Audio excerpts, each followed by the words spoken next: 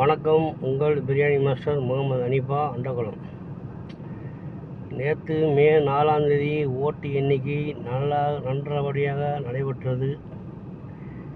ரொம்ப சிறப்பாக எல்லாரும் விடைபெற்றார்கள்.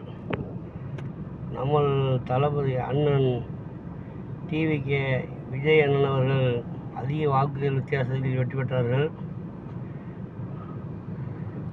அவருடைய உழைப்புக்கு காரணமான தொண்டர்களுக்கும் இந்த கட்சிக்காக ஆயாராது உழைத்த டிவிகே விஜய் சார் அவர்களுக்கும்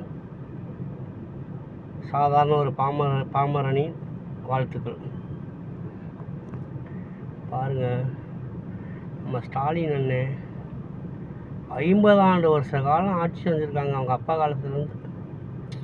ஏன் புரட்சித்தலைவர் எம்ஜிஆரே கலைஞர்கிட்ட தான் வந்திருக்காரு. அப்போ அப்பையிலேருந்து ஆட்சி செஞ்சுருக்காரு. ஆட்சி இப்போ நல்லபடியாக பண்ணியிருக்காரு கலைஞர் ஐயா.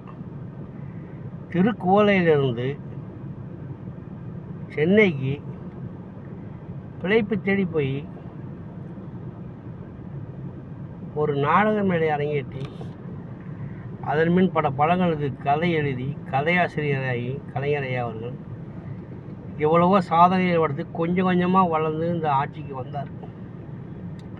50 வருஷம் ஆட்சியை நல்ல விதமாக நடத்தினார். ரொம்ப வேணாங்க. தமிழகத்தில் துரோகங்கிறது ரொம்ப மலிவாக கிடைக்கிது.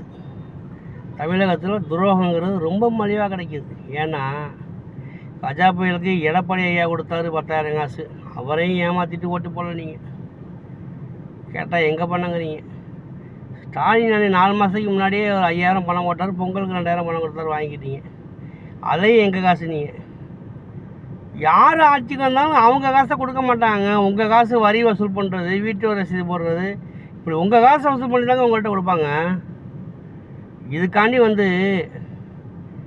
அநியாயமாக அவர்கிட்ட பணத்தையும் வாங்கிட்டு அவரை ஏமாத்துன மாதிரி இப்படி மோசடி பண்ணி அவரை தோக்கடிச்சிட்டீங்க ஸ்டாலின் அண்ணனை. இது பெரிய ஒரு வேதனை. என்னங்க குத்தம் பண்ணார் அவர்? நம்ம இன்றைக்கி என்ன எடுத்துங்க, ரொம்ப வேணாம். இன்றைக்கி நான் ஒரு கல்யாணம் பண்ணி ஒரு பிள்ளையை பத்து, இந்த பிள்ளையை வளர்க்க எவ்வளோ கஷ்டப்படுறோம். நம்ம ஒரு பிள்ளையை பத்தெடுத்து வளர்க்கவே அவ்வளோ கஷ்டப்படுறோம்னா, அவங்க 50 வருஷமாக ஆட்சியிலேருந்து தமிழகத்தை எப்படி வளர்த்து எடுத்துருப்பாங்க, கட்டி காத்திருப்பாங்க. அவங்களுக்கு இது எவ்வளோ பெரிய துரோகம் தெரியுமாங்க?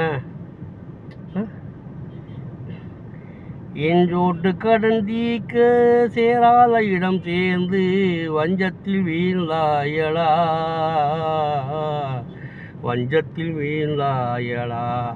அப்படின்ட்டு வஞ்சத்தில் விழுந்தார் எங்கள் அண்ணன் ஸ்டாலின் அண்ணன்.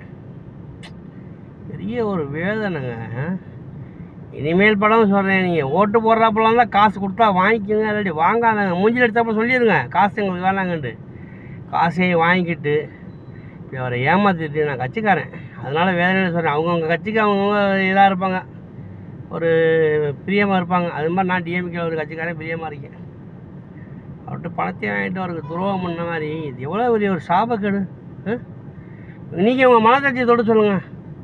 இதுக்காண்டி என்னையாலும் திட்டானா ரொம்ப உழைப்பாளி கஷ்டப்படுறேன். என்னையாலும் நீங்கள் யாரும் திட்டினாலும் பலிக்காது. உள்ளபடி சொல்கிறேன்னா, இந்த கட்சிக்காண்டி எவ்வளோ உழைச்சவர், எவ்வளோ இந்த ஓட்டை சேகரித்து விட்டு கொடைக்கானலில் போய் முன்னே தங்கியிருந்து நம்ம வெற்றியாகிறோம் நல்லா தெரிஞ்சுக்கிட்டு போய் தங்கி ரெஸ்ட் எடுத்துகிட்டு வர்ற மனுஷனுக்கு ஒரு ஏமாற்றத்தை கொடுத்துருக்கீங்க. தமிழகத்தில் நடக்குது, வேறு நாட்டில் நடக்கலை. நீங்கள் பார்த்துங்க. 4 மாதம் 5 மாதத்தில் திரும்ப அவர் ஸ்டாலின் ஆட்சி அமைக்கிறான்னா நான் என் ஊரை விட்டு வெளிக்கிளம்பிக்கிறேன். இது என்னோடய சபதம். சும்மா வாயால் சொல்ல மாட்டேன், சொன்னால் நான் உண்மையாக இருக்கும். பார்த்துங்க. தமிழக மக்கள் அனைவரும் நல்லா இருக்கணும், நல்லபடியாக வாழணும். வாழ்க வளமுடன்.